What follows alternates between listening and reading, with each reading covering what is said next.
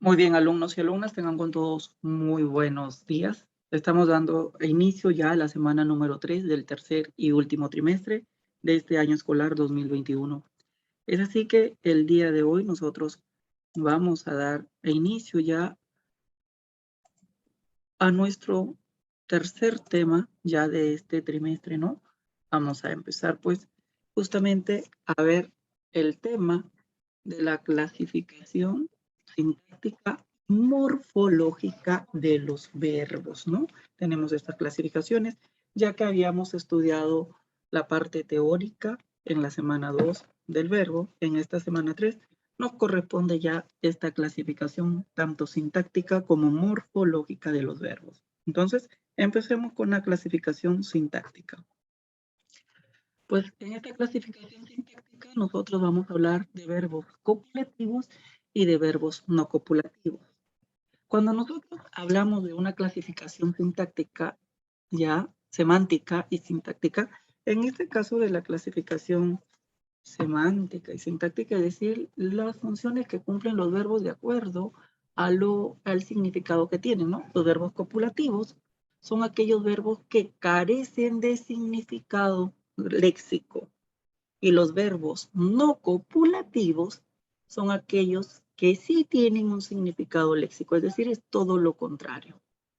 ¿Y cómo nosotros reconocemos a un verbo copulativo? Es muy fácil, porque un verbo copulativo, cuando tan solo nosotros nos quedamos en la oración con el sujeto oracional más el verbo, nos vamos a dar cuenta que no va a tener un sentido completo. Y si no tiene un sentido completo el sujeto más el verbo, pues ahí estaremos frente a un verbo copulativo. Veamos algunos ejemplos. Por ejemplo, María es hermosa, Pedro parece triste y Carlos es médico. Como pueden observar allí, es, parece y es nuevamente que se repite. Les he colocado ahí de diferente color porque son los verbos. Y son verbos copulativos, porque mira, María es hermosa. Si yo me quedo con el sujeto que es María, más el verbo que es, yo digo María es. Y me estoy dando cuenta que yo no puedo dejar allí la oración porque no tiene un sentido léxico. María es que, no me dice nada más, ¿no? Entonces le hemos puesto el adjetivo hermosa para que tenga un sentido completo. Al igual pasa con la siguiente oración donde dice Pedro parece triste. Yo no puedo dejar tan solo la oración en Pedro parece, porque Pedro parece que nada, ¿no? Triste, le hemos puesto el adjetivo. Y luego en Carlos es médico. Yo no puedo dejar en Carlos es porque no me dice nada. Le hemos puesto el sustantivo médico. Y como pueden observar, un verbo copulativo, al carecer de un significado léxico, siempre va a unir a un sujeto con su atributo. Siempre va a unir a un sujeto con su atributo. ¿Y quiénes cumplen la función de atributos? Como pueden observar allí en pantalla, los adjetivos y los sustantivos, cuando son acompañados por un verbo copulativo, cumplen esa función de ser atributos. Entonces, veamos, ¿no? Y los verbos no copulativos, pues son aquellos que sí tienen un significado léxico.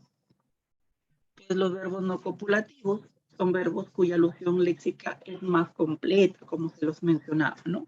Y aquí, pues, como son más completas, de acuerdo a las unidades sintácticas que lo acompañen en la oración, nos va a generar clases de verbos copulativos. Por ejemplo, vamos a tener a los verbos no copulativos transitivos. ¿Quiénes son estos verbos copulativos transitivos? Pues ellos nos indican que la acción se desenvuelve sobre un ente que sintácticamente desempeña la función de objeto directo. Es decir, cuando yo tengo una oración en donde el verbo está acompañado por un objeto directo, allí vamos a estar frente a un verbo transitivo. Por ejemplo, compré un auto moderno, ¿no? Compré. Yo compré un auto moderno, es un sujeto tácito. Ya sabemos que a nosotros reconocemos a un objeto directo haciéndole la pregunta ¿qué al verbo? Y una vez que le hago la pregunta y si hay respuesta, tengo que reemplazarlo por los pronombres lo, los o la, las, ¿no? Entonces, ¿qué compré? Un auto. Lo compré. Por lo tanto, un objeto directo. Lo compré, como pueden ver allí. Vendí una mansión, ¿no? ¿Qué vendí? Una mansión. La vendí. Entonces, verbo transitivo. Los verbos intransitivos pues vienen a ser todo lo contrario de los verbos transitivos. Si el verbo transitivo son aquellos que tienen un objeto directo en su estructura, pues los verbos intransitivos son aquellos que no tienen un objeto directo, ¿ya? Pero al no tener un objeto directo, sí pueden ser acompañados por otros adyacentes, como un objeto indirecto, un objeto preposicional o un circunstancial. Es decir, pueden tener otro cualquier elemento oracional que no sea un objeto directo. Si ahí sucede aquello, pues vamos a estar frente a un verbo intransitivo. Por ejemplo, trabajo en la oficina moderna, ¿no? En la oficina moderna no indica lugar, por lo tanto es un complemento circunstancial. Como trabajo, es un verbo que sí tiene una alusión léxica, pero no tiene un objeto directo, sino un circunstancial, pues en este caso es un verbo intransitivo. Circunstancial de lugar. Y luego también tenemos a los verbos reflexivos. Los verbos reflexivos que vamos a ver en estos momentos están dentro de los verbos pronominales. ¿Por qué dentro de los verbos pronominales? Los verbos pronominales son aquellos que siempre van a ir acompañados de un pronombre átono. ¿Cuáles son los pronombres átonos? Me, te, se, nos, os, siempre. Y en este caso, pues, los verbos reflexivos indican que la acción recae sobre el mismo sujeto que la ejecuta. Aceptan los enfatizadores a mí mismo para la primera persona, a ti mismo para la segunda y a sí mismo para la tercera persona gramatical. Por ejemplo, yo me baño, ¿cierto? Yo a mí mismo, yo me baño. Me, allí está el pronombre átono que acompaña baño, que es el verbo, como le decía, dentro de los verbos pronominales. El rostro mismo, tú te tocas el rostro, afecta el enfatizador, ¿no? Como podemos ver. Luego tenemos los verbos cuasi reflejos. Los verbos cuasi reflejos también están dentro de los verbos pronominales porque ellos también van a ser acompañados de un pronombre átono. Pero en este caso se dice cuasi reflejos porque parece que fueran reflejos, pero no lo son. ¿Por qué?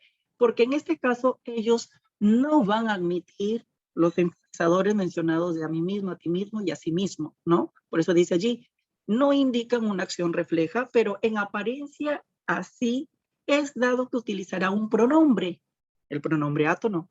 Lo anterior no permite adicionar ningún enfatizador, lo que les había dicho hace unos instantes. Por ejemplo, ayer nos fuimos al cine, ¿no? Nos, allí está el pronombre átono. Nos, fuimos el verbo al cine. No podemos ahí colocarle los enfatizadores mencionados con los reflejos. Por lo tanto, es un cuasi reflejo. Luego también tenemos a los verbos recíprocos. Los verbos recíprocos también forman parte de los verbos conocidos como pronominales porque ellos también van a ser acompañados por un pronombre átono.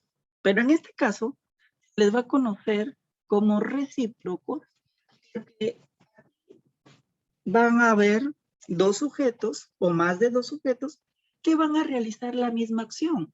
Y como ambos sujetos van a realizar la misma acción, pues van a aceptar el enfatizador mutuamente. Por eso hablamos de verbos recíprocos, porque tanto estos sujetos que tiene, ¿cierto? Realizan la misma acción. No acciones diferentes, sino la misma acción.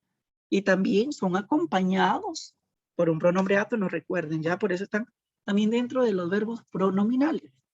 Por ejemplo, nos respetamos como siempre. ¿Quiénes nos respetamos como siempre? Nosotros. Es un sujeto tácito que no está allí presente, pero se sobreentiende, ¿cierto? Y ahí nos, el pronombre, respetamos como siempre. O sea, mutuamente, ambos sujetos oracionales, como pueden darse cuenta, están realizando la misma acción verbal. María y Orlando se miran, ¿no? Se, allí es pronombre átono. ¿Quiénes se miran? María y Orlando. Allí está justamente que mutuamente se miran, es decir, ambos sujetos realizan la misma acción.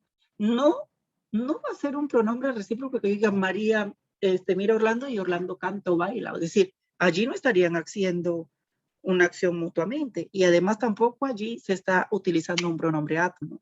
Recuerden que los verbos reflejos, los cuasi reflejos y los recíprocos, estos tres son conocidos como verbos pronominales, ¿ya? Porque ambas clases mencionadas van van a ser acompañados sus verbos por un pronombre átono. ¿Cuáles son esos pronombres átonos? Me, te, se, nos, os. Esos son los pronombres átonos que van a acompañar a los verbos.